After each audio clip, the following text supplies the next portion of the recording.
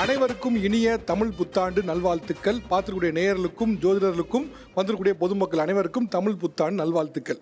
Okay, எப்படி புத்தாண்டு வந்தோடனே நம்ம லைஃப்பில் மாற்றம் வராதான்னு எதிர்பார்க்குற மாதிரி புத்தாண்டு வந்தோடனே தமிழாலையும் வந்து ஜோதிடர்களோட ஒரு ஷோ எதிர்பார்க்கறது வழக்கமான விஷயந்தான். இந்த வருஷம் எப்படி இருக்க போகுது அப்படின்னு. ஸோ அதே போல் இன்றைக்கி வந்து நம்ம கூட நிறைய பொதுமக்கள்கள் இருக்காங்க, கூடவே பிரபல ஜோதிடர்கள் கூட இருக்காங்க.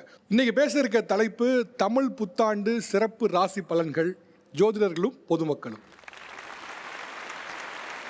இப்போ என்னென்னா, ஃபஸ்ட்டு எல்லா ராசியோடைய கிளிம்ஸ் ஒரு ட்ரெய்லர் மாதிரி பார்க்க போகிறோம். ஸோ இப்போ என்னென்னா, இங்கே வந்து 12 ராசிகள் இருக்குது, 12 ஜோதிடர்கள் கூட இருக்காங்க. ஸோ இங்கே 12 மார்க்குக்கான கோட்டா இருக்குது.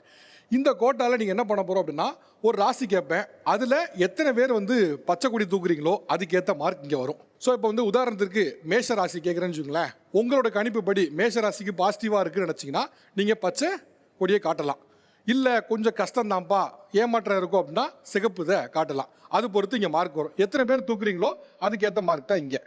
ஓகே, முதல்ல மேஷ ராசி.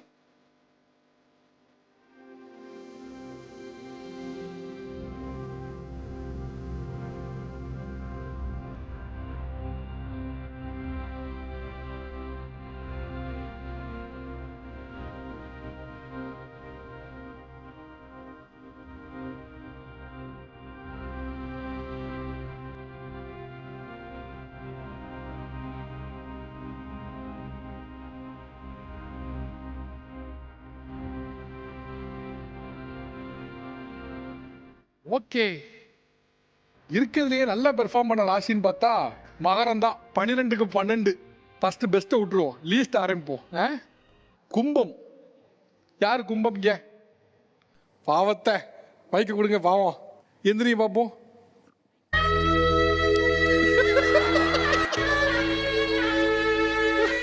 எந்திரிக்க சொன்னது மட்டும் தான் என் வேலை, பிஜிஎம் என் வேலை கிடையாது, தப்பா எடுத்துக்காத. லைஃபும் அப்படி தான் சார் இருக்கு. ஒரே ஒரு மார்க்கு என்ன கேட்கணும்? ஆக்சுவலாக அந்த மார்க் பார்த்தோன்னே வந்து இது ஆறுதல் மார்க் தான். நான் என்ன சொல்கிறேன், ஆறுதல் மார்க் தான். அது என்னன்னா தனுஷ் பாட்டு மாதிரி தான் சார். எப்படின்னா லைஃப் ஃபுல்லாகவே சேலஞ்சஸாகவே தான் இருக்குது. அந்த ஓட பாட்டு வரும்ல சார், ஓட தூரம் குறையல, உருவம் குறைய மாட்டேங்குது, பாட்டும் முடிய மாட்டேங்குது, ஆனால் ஓடிட்டே தான் சார் இருக்கும். அப்படியே தான் இருக்குது. எங்கள் அம்மா சொல்லுவாங்க, ஆணி போய் ஆடி வந்தால் நீ நல்லா ஆயிரோடா, 2 வருஷமாக சொல்லிட்டு இருக்காங்க. நானும் சரி ஓகே அப்படியே தான் போயிட்டுருக்கு. ஆனால் இதை பார்த்தா இப்போ ஓடிட்டு தான் இருப்ப போல தெரியுது. ஆமாம் சார், ஓடிட்டே தான் இருக்கும். ஆனால் சேலஞ்சஸ் நிறைய இருக்குது, அக்செப்ட் பண்ணிக்கிறேன். ஏதோ போகுது சார். சரி, ஓகே. கும்பத்திற்கு என்ன பிரச்சனை எல்லாம் வரலாம் சார்? அதாவது கும்பத்திற்கு அதிக டிப்ரெஷன், மனபயம். இப்போ சொன்னார்ல சார், இதை எடுத்தால் ஓடிட்டே இருக்கேன்னு. மனபயம், மன உளைச்சல், அவருடைய தாயாருக்கு உடல்நிலை பிரச்சனை, அதை நினைத்து இவருக்கு கவலை. இவருக்கு நண்பர்கள் யாரெல்லாம் நல்லது பண்ணாங்களோ அவங்களுக்கெல்லாம் வேற வேலை கிடைச்சி இவங்க விட்டு போயிட்டாங்க. இப்போ ஒரு தனிமையில் இருக்கார். இதெல்லாம் அவருக்கு பிரச்சனை. இந்த பிரச்சனையில் இந்த ஓராண்டுகளுக்கு பிறகு குரு பகவான் சிம்மத்துக்கு வந்த பிறகு படிப்படியாக குறையும். ஸோ இந்த ஓராண்டுகளுக்கு இவருக்கு தொழில் பொருளாதாரம் பற்றின கவலை சிந்தனை இருந்துகிட்டே இருக்கும்.